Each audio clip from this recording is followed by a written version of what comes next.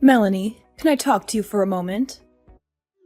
It's about that man, Trevor, that you brought over the other day. Are you seriously thinking of marrying that man? Huh? Where did this come from?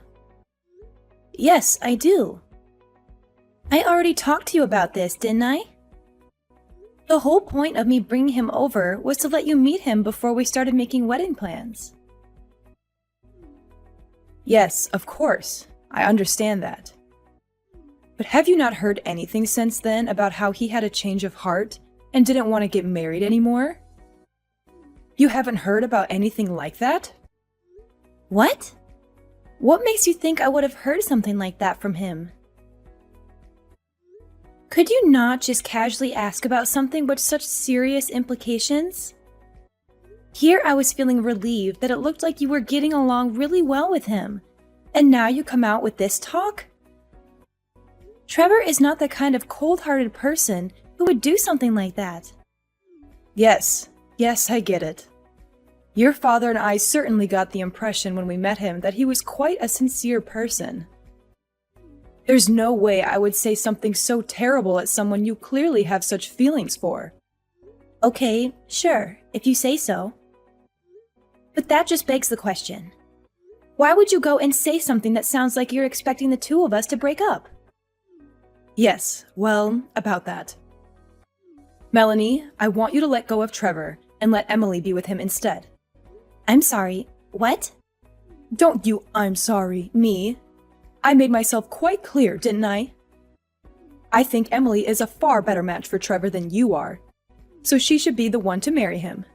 You think what now? I am not going to repeat myself. You need to break off your engagement with Trevor immediately. Hold on. You're being serious right now. This isn't some elaborate joke you're trying to pull? I had a talk with our family, and it has been decided that we're going to have Emily marry Trevor instead of you. Starting today, we are considering Trevor to be engaged to Emily. What the heck are you talking about? We believe that your cute little sister is more than fit to marry Trevor, so there shouldn't be any problems. You're her older sister. There's nothing strange about giving her something she wants, is there? Yes? There's lots of things strange when it comes to giving away the man who proposed to me. An engagement isn't something where you can just switch up one of the people involved, like you're subbing out an injured football player. There's no way Trevor is going to be okay with this. What are you talking about? There isn't a man on earth who wouldn't be happy to marry Emily. I mean, look at her. She's the most beautiful woman in the area. Everyone agrees.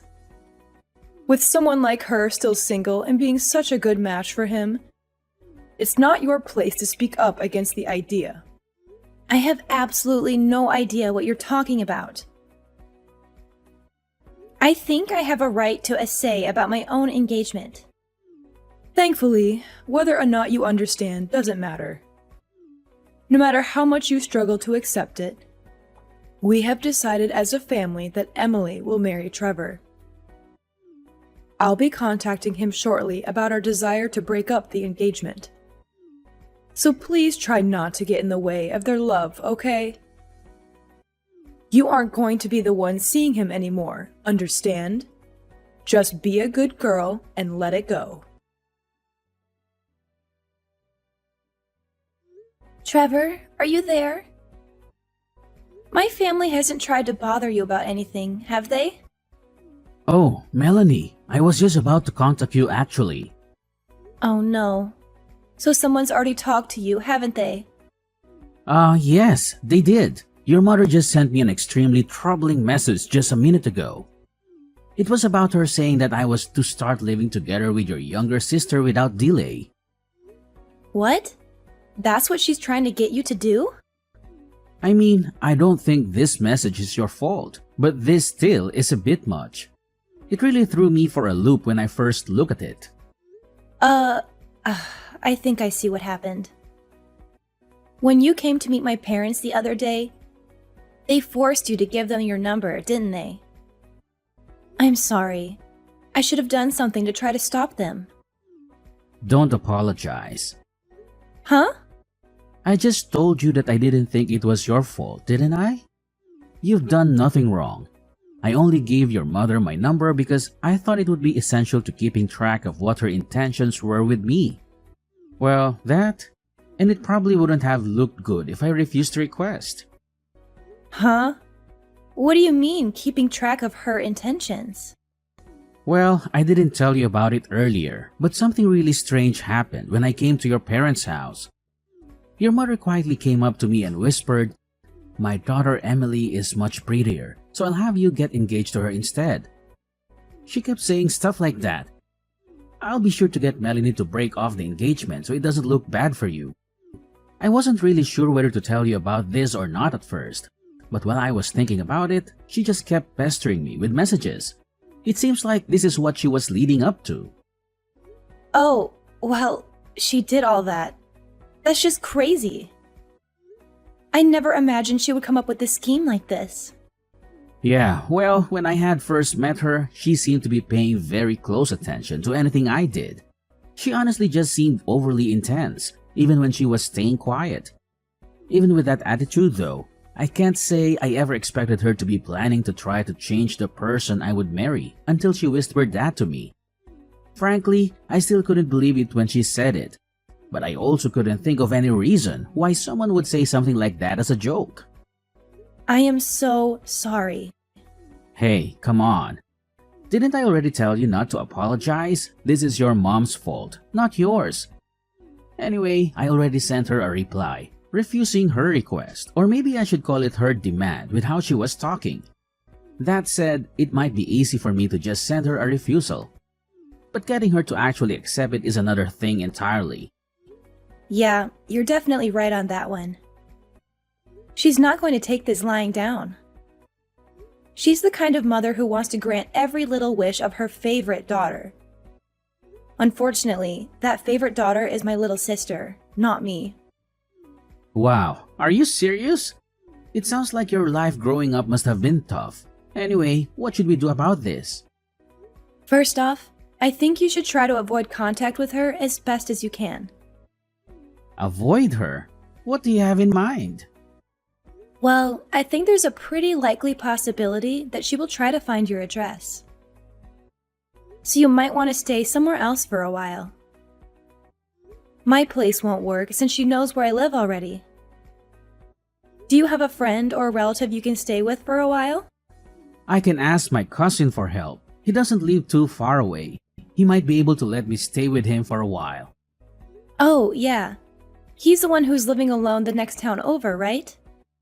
Isn't he a college student? Right on both counts. Now that I think about it, it's actually a pretty great plan. Since I'm a freelancer, I don't have any sort of office to report into that your mom can try to barge in on. And since my cousin is in another town, it should be easy for me to lay low there without any chance of just running into her randomly on the street. Yeah, that is a good idea. Okay, I'll contact him right away.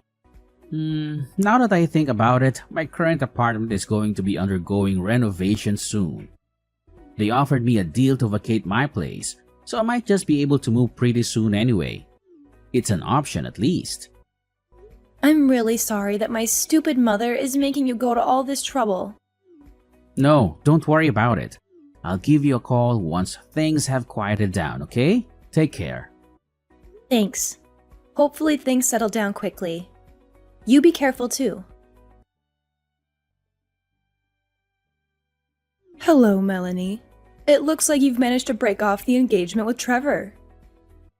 I'd say you deserve some praise for your understanding. You really have turned into a great older sister, haven't you? You finally learned to think about the happiness of your sister before yourself. What's this now? What are you talking about?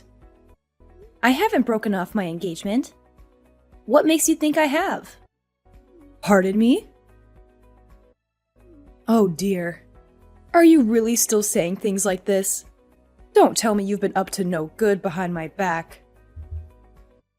Just what are you scheming? I will never forgive you if you continue trying to steal Emily's happy life away. Okay, I am completely lost. What the heck are you talking about? For starters, Emily and Trevor have never even met each other, right? Even when I brought Trevor over to meet you, Emily was out with some friends or something, right? Well, yes. That day is still yet to come. But once that day comes, they'll be seeing each other all the time. So there won't be a problem. Once that day comes? Are you delusional? How rude.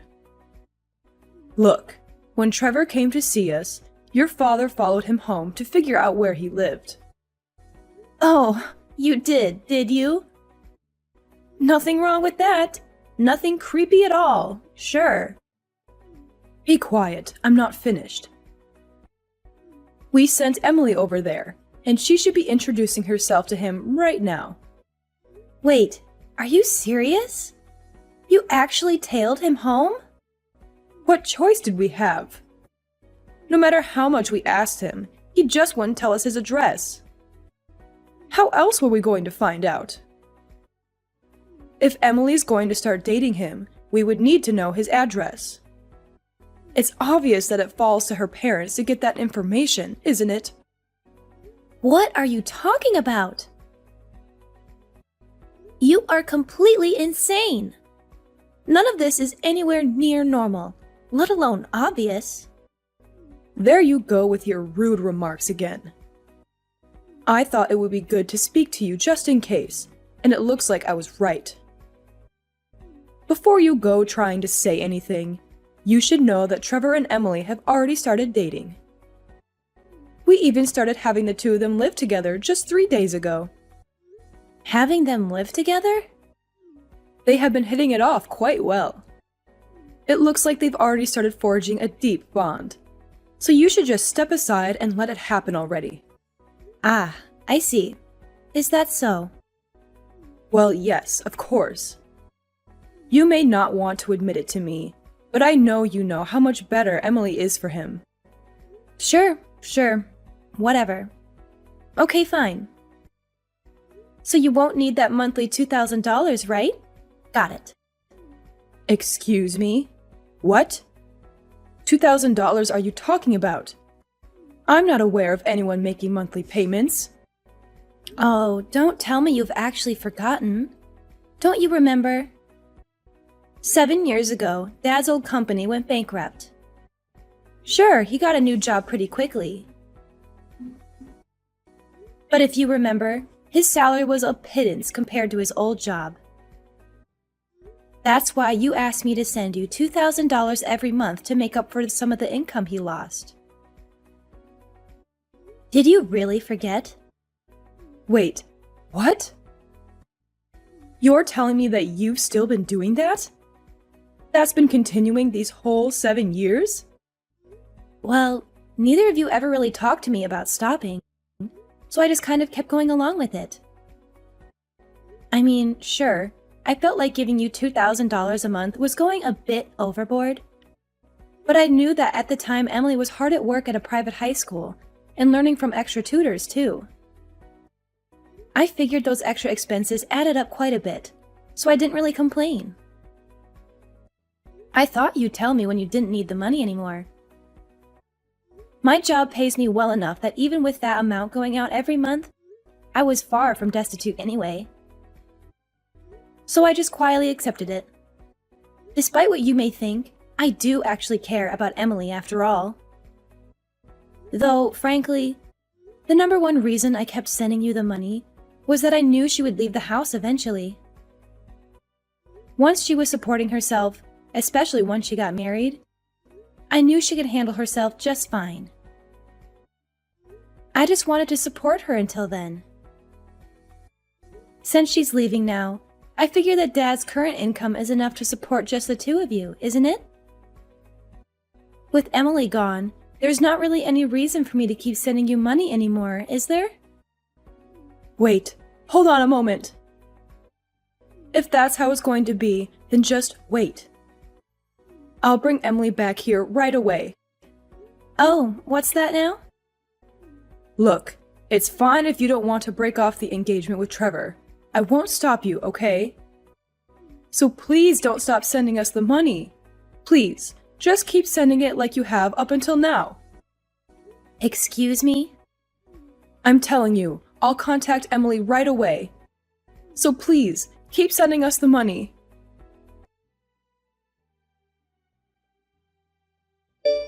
Hey Trevor, the avoidance plan was a great success.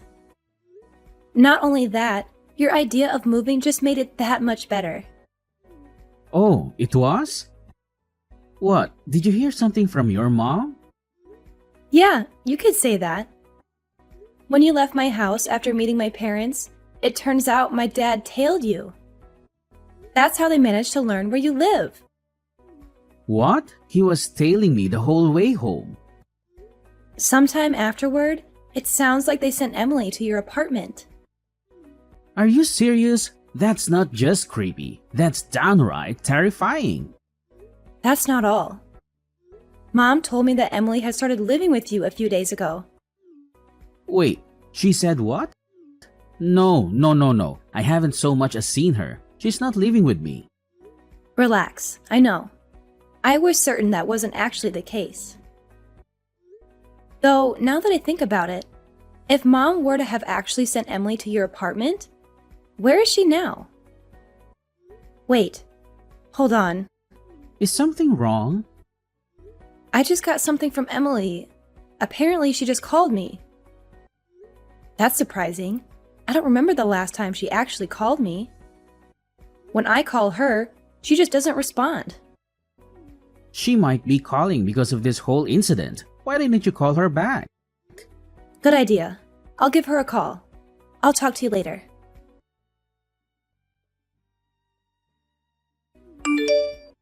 Melanie, pick up the phone. Do you have any idea where Emily is? Huh? Not just her. I went to Trevor's apartment and he wasn't there either. I was so sure that they had already started living together. But when I got there, I didn't find anyone. They couldn't have possibly ran away and eloped, could they? Well, you're half right, I suppose. What? Half? Well, I can say that her partner isn't Trevor, at least. What are you saying? What do you mean it isn't Trevor? I heard it all from Emily directly. Mom, you knew that Emily already had a boyfriend, didn't you? Well, Her boyfriend works in civil engineering, so he didn't exactly have a high salary, right? According to Emily, you seem to hate that about him. That's why you did everything you possibly could to get in the way of their relationship, and were scheming to split the two of them apart. Am I wrong? Well, what else could I do? If she married a man with such a pitiful salary, she'd be headed straight for a horrendous life of destitution. And that's why you tried to force her to marry Trevor, right? Well, of course. He's obviously a much better choice than some man who can barely earn a living doing a filthy job like civil engineering. So, putting aside your disgusting attitude towards some people's professions, I'm familiar with the company that Emily's boyfriend works at. That company actually pays a pretty high salary compared to the rest of that industry, you know? What? The company's president is quite a kind person and cares a lot for his employees. He knows that he expects a lot of physical labor from his employees, but he's done a great job of incentivizing them to do good work. Thanks to all of that effort, the employees there have a really trusting relationship with him, and he gives them all the benefits they really need. From what I understand, it's probably one of the best companies someone in that industry could work at. I'm guessing you just oppose Emily dating him based on what you thought of his job without actually looking into where he worked, right? I never thought that such a company could ever exist, especially in an industry like that. If you had actually listened to what Emily had to say, you would have known. Well, I guess it's too late to worry about that now. What do you mean it's too late? Well, here's the thing. You told Emily to go to Trevor's apartment, right? Well, and what probably would come as no surprise to anyone but you, she didn't. She took your ridiculous demand and used it as a chance to escape from the house that had been shackling her for so long. In other words, she fled to her boyfriend's place. What? She fled? Not only that, apparently they filed their marriage registration not too long ago as well. No way. How do you know all of this? Funny you should ask that. For how much you tried to claim I was getting in the way of her happiness, I still care about her quite a lot. So when Emily called me yesterday, we spent a long time talking with each other about what was happening. Sure, I've always been a bit jealous of how you and Dad always doted on her more than me, but she had her own struggles to deal with too. Yesterday was a day I finally got to hear her true feelings. Hey, Melanie. About that $2,000 you've been sending. What? You think now is a good time to bring that up? Look, your father hasn't received a raise in I don't know how long. And, well, our monthly expenses are a bit... If there's only the two of you living there, you should have no trouble living on Dad's current income. Actually, speaking of income, Mom, why don't you start working as well? What? Me? Work? What are you so surprised about? Yes, I'm saying you should earn some money yourself. This is exactly the time where a husband and wife should be supporting each other, isn't it? Oh, wait.